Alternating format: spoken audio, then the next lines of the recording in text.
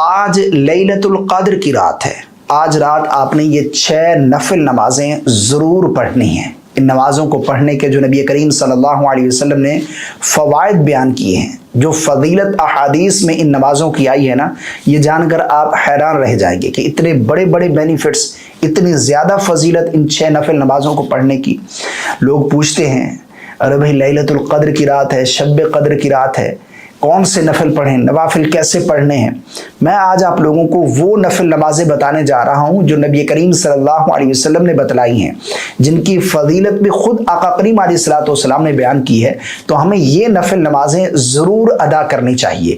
لیلۃ القدر جو کہ بہت فضیلت والی رات ہے، جس رات کے بارے میں اللہ نے قرآن میں یوں ارشاد فرمایا، لیلۃ القدر خیر من الف شہر، یہ رات 1000 مہینوں سے افضل ہے. کتنی افضل ہے کوئی لمٹ نہیں بتائی، فرمایا افضل ہے.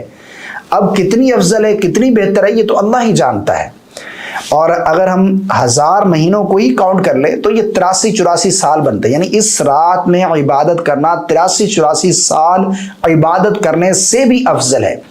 اگر گھنٹوں میں دیکھیں تو اس رات میں 1 گھنٹہ عبادت کرنا 9 سال عبادت کرنے سے بھی افضل ہے. اگر 1 منٹ دیکھیں نا تو لیلۃ القدر میں 1 منٹ عبادت کرنا 55 دن عبادت کرنے سے بھی افضل ہے. اگر کسی نے 1 سیکنڈ عبادت کی اس رات میں تو 22 گھنٹے عبادت کرنے سے بھی افضل ہے. کتنی زیادہ بابرکت رات ہے. تو اس رات کو ہم نے یہ نفل نمازیں ضرور ادا کرنی ہے. اور اللہ رب العالمین نے لیلۃ القدر کو 5 طاق راتوں میں چھپا رکھا ہے. کوئی ایک رات لیلۃ القدر کی رات ہو سکتی ہے، 4 راتیں گزر گئی، 27ویں رات، پھر اس کے بعد پھر 29ویں رات.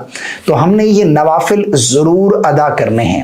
یہ نوافل کیسے پڑھنے ہیں، کس وقت ہم نے یہ نوافل ادا کرنے ہیں، کون سے نوافل کس وقت پڑھنے ہیں، پڑھنے کا کیا طریقہ ہے، A to Z مکمل گائیڈ کرنے جا رہا ہوں. آپ نے اس ویڈیو کو مکمل واچ کرنا ہے.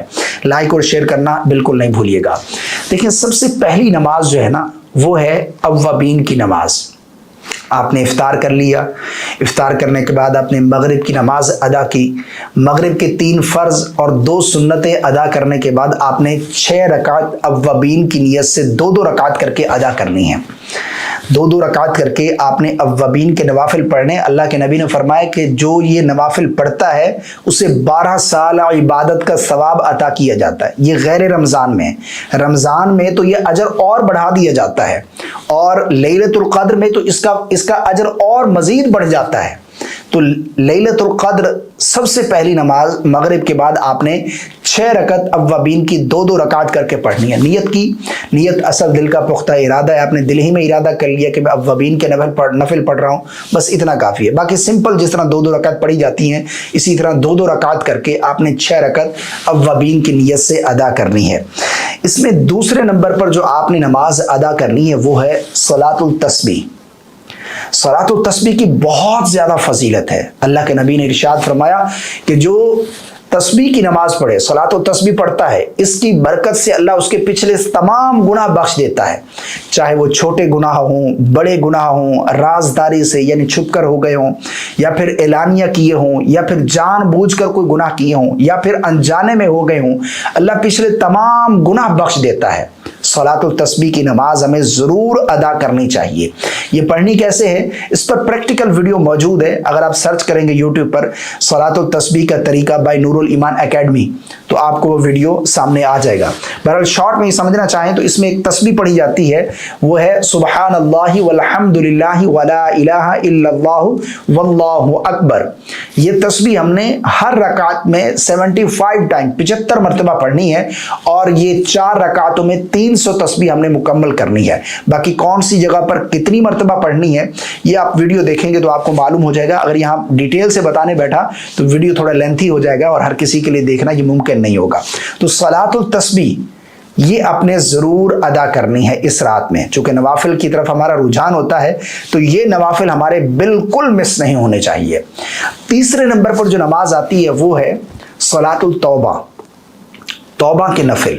صلاۃ التوبہ کے نوافل جو ہے نا یہ ہمیں ہر صورت ادا کرنے چاہیے. ہو جاتا ہے انسان سے کوئی گناہ ہو گیا، آپ سے مجھ سے کوئی گناہ ہوا جو مائنڈ سے نکل ہی نہیں رہا، یار مجھ سے فلاں گناہ ہوا تھا. آپ 2 رکعت صلاۃ التوبہ ادا کریں، اس کے بعد پھر گڑ گڑا کر اللہ سے اس گناہ کو یاد کر کے اللہ سے توبہ کریں, اللہ سے معافی طلب کریں, یا اللہ مجھ سے یہ وہ گناہ ہو گیا, اے اللہ تیری رحمت کے دروازے کھلے ہیں, آج میرا وہ گناہ معاف کر دے, مجھے بخش دے, میرے گناہوں کو بخش دے, مجھے مغفرت عطا کر دے. تو یہ صلاۃ التوبہ, یہ آپ نے صلاۃ التوبہ ادا کرنے کے بعد دعا کا اہتمام کرنا ہے, اور ان گناہوں کو یاد کر کے گڑ گڑا کر اللہ کے سامنے رو رو کر دعا کرنی ہے. چوتھے نمبر پر جو نماز آتی ہے وہ ہے صلاۃ الحاجت.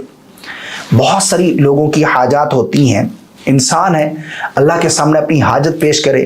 بہت ساری میری مائیں, میرے جو ہے وہ انکل جو ہے وہ پریشان ہوتے ہیں بیٹیوں کے بیٹوں کے رشتے کے لیے, کوئی اچھا رشتہ مل جائے.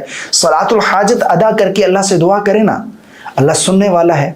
کوئی اور پرابلم ہے بیٹوں کو لے کر, کوئی مسائل ہے گھر کے اندر, کوئی بھی پریشانی ہے, صلاۃ الحاجت ادا کر کے آپ اللہ سے دعا کریں, آپ کی وہ حاجت ضرور پوری ہوگی اللہ نے چاہا تو انشاءاللہ عز و جل. تو صلاۃ الحاجت جو ہے نا یہ ہماری مس نہیں ہونی چاہیے. ہر صورت ہم نے صلاۃ الحاجت بھی ادا کرنی ہے. اور اسی طرح جو 5ویں نمبر پر نماز آتی ہے وہ تو بہت ہی اہم ہے. یہ نماز تو اللہ کو بہت زیادہ پسند ہے, تہجد کی نماز. یہ نماز اللہ کے نبی پر فرض تھی, لیکن اگر ہم بھی پڑھیں تو ہمیں بھی اس کے بہت زیادہ فوائد دیکھنے کو ملتے ہیں. وہ وقت جو قبولیت کا ہوتا ہے, جو اللہ کی طرف سے اعلانات لگائے جاتے ہیں, کوئی مجھ سے مانگنے والا ہو, کوئی رزق مانگنے والا, کوئی گناہوں سے بخشش مانگنے والا, کوئی اپنی بیماریوں سے شفا مانگنے والا, کوئی مصیبتوں سے نجات مانگنے والا, یہ اعلانات کیے جاتے ہیں تہجد کے وقت, صبح جو آخری وقت ہوتا ہے سحری کا اس وقت.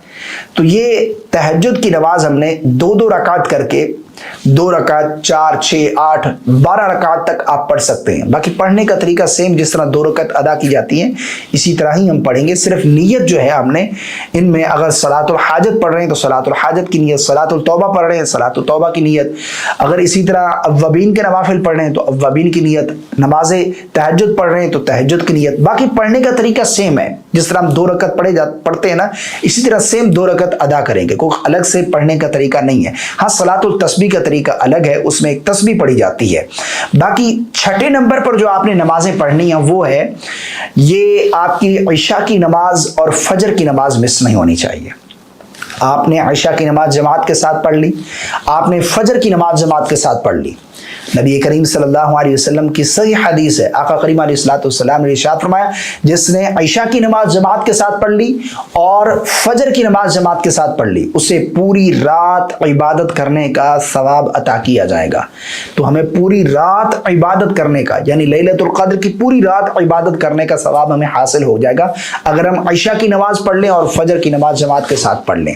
تو یہ 6 نمازیں ہم نے ضرور ادا کرنی ہیں. ہر صورت آپ نے یہ 6 نمازیں ضرور ادا کرنی ہے. مجھے امید ہے آپ کو میری باتیں سمجھ آ گئی ہوں گی. اللہ تعالی ہم سب کو لیلۃ القدر نصیب فرمائے اور اس کو حاصل کرنے میں اللہ ہمیں کامیابی اور کامرانی عطا فرمائے.